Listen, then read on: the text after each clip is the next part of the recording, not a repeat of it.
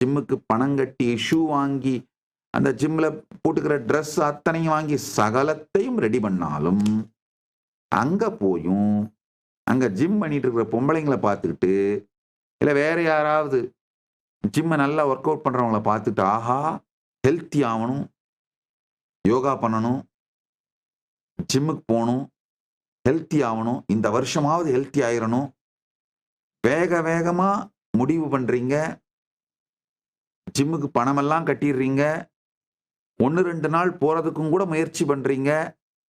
இதெல்லாம் எக்ஸ்டர்னலா ஃபிக்ஸ் பண்றது. ஆனா ஜிம்முக்கு போக விடாம தூக்கத்தையோ அல்லது சோர்வையோ பயத்தையோ எதையோ ஒண்ணுத்த உங்க மேல போர்வை மாதிரி போத்தி உங்க வாழ்க்கையை கண்ட்ரோல் பண்றது உள்ள நடக்குது.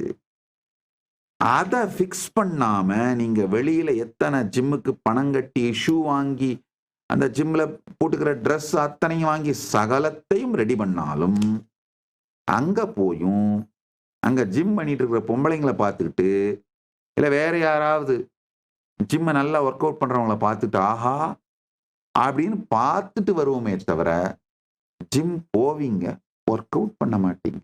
போனா கூட ஒர்க் அவுட் பண்ண மாட்டீங்க. உள்ளுக்குள்ள ஃபிக்ஸ் பண்ணணுங்கய்யா. முதல்ல இந்த உள்ளுக்குள்ள இருக்கிற அன்கான்ஷியஸ் டயர்ட்னஸ், அன்கான்ஷியஸ் ஸ்ட்ரெஸ், அன்கான்ஷியஸாவே ஓடிட்டு இருக்கிற அந்த லோ பயோ எனர்ஜி அதை ஃபிக்ஸ் பண்ணணும். உங்க லைஃப் ஜஸ்ட் உங்களை பிரதிபலிக்குது. நீங்க எதுவா இருக்கீங்களோ அதுவா பிரதிபலிக்குது. நான் இந்த ஜிம்முக்கு போறது ஒரு சின்ன உதாரணம் சொன்னேன்.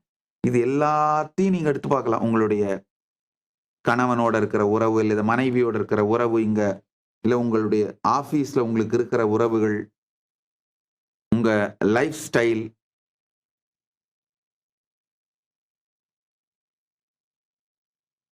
எத்தனை பேருக்கு இது புரியுது? உங்க வாழ்க்கை உங்க மிரர் தான். உங்க வாழ்க்கை உங்களை மிரர் பண்ணுதுங்கய்யா. நீங்க எப்படி இருக்கீங்களோ அதை அப்படியே உங்க வாழ்க்கை பிரதிபலிச்சு காட்டுது.